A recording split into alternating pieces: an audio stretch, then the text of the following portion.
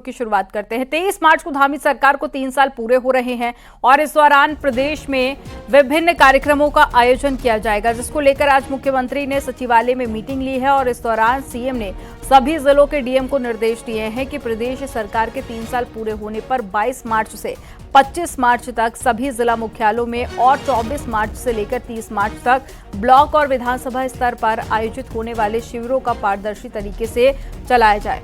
साथ ही आने वाले नागरिकों को सभी सेवाएं तुरंत उपलब्ध कराई जाएं। वीडियो कॉन्फ्रेंसिंग में जुड़े सभी जिलों के डीएम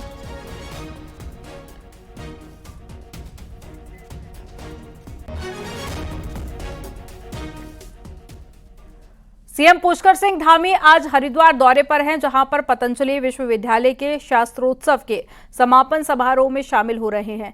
इस दौरान योग गुरु स्वामी रामदेव भी मौजूद रहे। आपको बता दें कि पतंजलि विश्वविद्यालय में चल रहा 3 दिवसीय कार्यक्रम में देश भर से कई संस्कृत संस्थानों के छात्र पहुंचे हैं।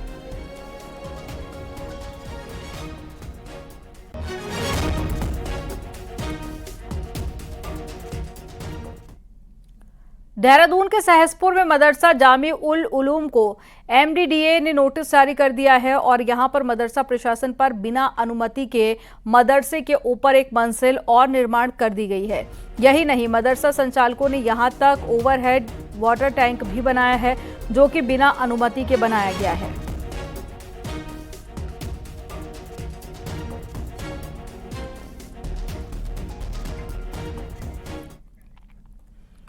उत्तराखंड में दिसंबर में जब सरकार के कड़े निर्देश के बाद में मदरसों का सत्यापन किया गया तो 519 मदरसे अवैध रूप से संचालित पाए गए।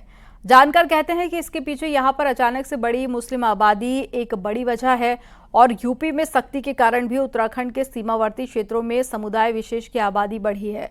आंकड़ों के मुताबिक 2001 में जहां पर राज्य में मुस्लिम आबादी 1.5% थी, तो वहीं पर 2011 में यही आबादी बढ़कर 14% और अब बढ़कर 16% तक पहुंच गई है। हिंदूवादी नेताओं का कहना है कि उत्तराखंड के डेमोग्राफिक चेंज के लिए बड़ा खतरा है।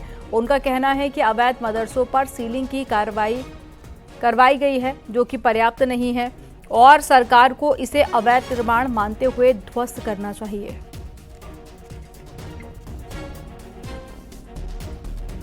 निश्चित रूप से जो आंकड़े कहते हैं 2000 से लेकर 2011 तक के आंकड़े कहते हैं कि मुस्लिम पॉपुलेशन 2% से लेकर के 14% तक आई और उसके बाद हालांकि आंकड़े अभी आधिकारिक रूप से नहीं आए हैं, लेकिन जो सर्वे बताते हैं उस हिसाब से ये उत्तराखंड में जो मुस्लिम पॉपुलेशन है वो 16% से अधिक हो गई है। लेकिन जो नीचे 4 जिले हैं वहाँ पर आबादी 30% से ज़्यादा है मुस्लिम आबादी।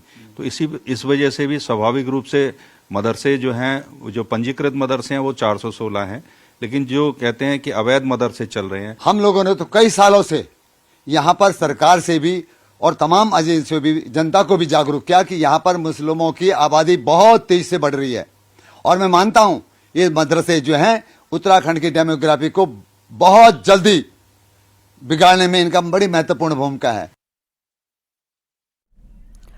हरिद्वार जिला प्रशासन ने गुरुवार को श्यामपुर क्षेत्र के गेंडी खाता में 2 अवैध मदरसों को सील कर दिया है और गेंडी खाता की गुर्जर बस्ती में ये मदरसे बिना रजिस्ट्रेशन के चल रहे थे। हरिद्वार में डीएम कमेंद्र सिंह ने बताया कि हरिद्वार जिले में 60 से ज्यादा रजिस्टर्ड मदरसे चिन्हित किए गए हैं।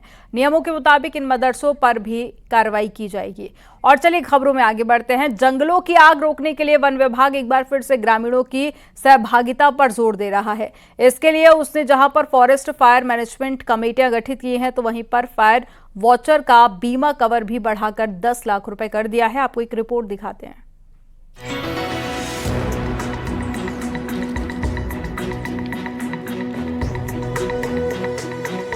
उत्तराखंड में पिछले 4 सालों में जंगलों में आग लगने की 7000 घटनाओं में 10,000 हेक्टेयर से अधिक क्षेत्रफल में जंगल आग की चपेट में आ चुके हैं। फायर सीजन में हर साल उत्तराखंड के जंगलों में आग का तांडव होता है। इससे निपटने के लिए वन विभाग ने इस बार ग्रामीणों के साथ मिलकर काम करने के साथ ही कुछ नए प्रयोग किए हैं। प्रदेश में 472 हॉट स्पॉट चिन्हित किए गए हैं। यहाँ वन विभाग ने ग्राम प्रधान के सहयोग से 432 फॉरेस्ट फायर मैनेजमेंट कमेटियां बनाई हैं। वन विभाग इनमें से अच्छा काम करने वाली समितियों को 30,000 रुपए इंसेंटिव के रूप में देगा। प्रदेश भर में विभाग ने 1438 क्रू स्टेशन बनाए, जिनमें वन विभाग का स्टाफ तैनात रहता है। हर जिले में अच्छा काम करने वाले 3 क्रू स्टेशन को वन विभाग 1,75,000 और 51,000 का पुरस्कार देगा।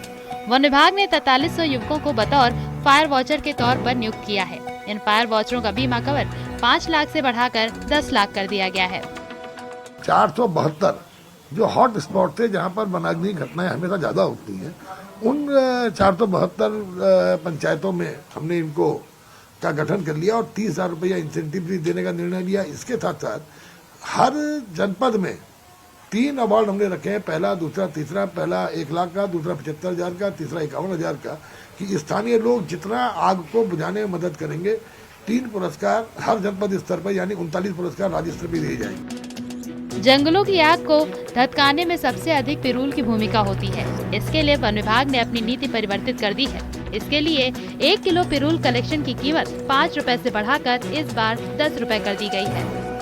सीड पिरूल के एकत्रीकरण पर जो है बहुत ज़्यादा एम्फेसिस इस बार दिया जा रहा है।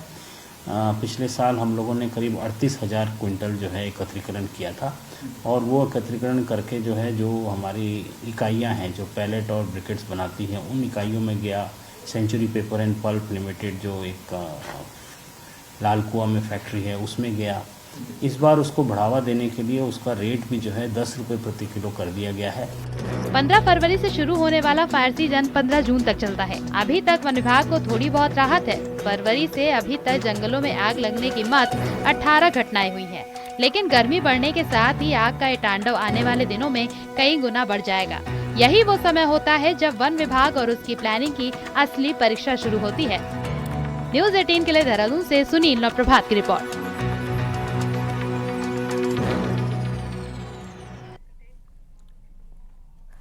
गोपेश्वर में गैर टंगसा गांव के पास में जंगलों में आग लगी हुई है और देर रात को जंगलों में लगी आग जिस पर वन विभाग की टीम ने कंट्रोल करने की कोशिश की।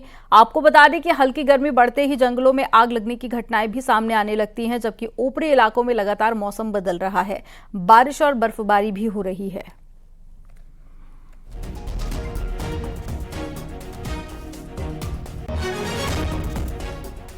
चारधाम यात्रा को शुरू होने के लिए 1 महीने का समय बचा है और ऐसे में परिवहन विभाग ने यात्रा में आने वाली गाड़ियों के फिटनेस और यात्री संख्या पर नजर बनाए रखने के लिए ग्रीन कार्ड और साथ ही ट्रिप कार्ड को अनिवार्य कर दिया है और जल्द ही इसे ऑनलाइन भी शुरू कर दिया जाएगा। ट्रिप कार्ड 10 दिन के लिए जारी होता है। इसमें गाड़ी की लोकेशन मिलती है, साथ ही यात्रियों का भी रिकॉर्ड रहता है। देखिए, ग्रीन कार्ड की ऑनलाइन व्यवस्था पूरी हो गई है। साथ में एक ऑडिट कराया जा रहा है।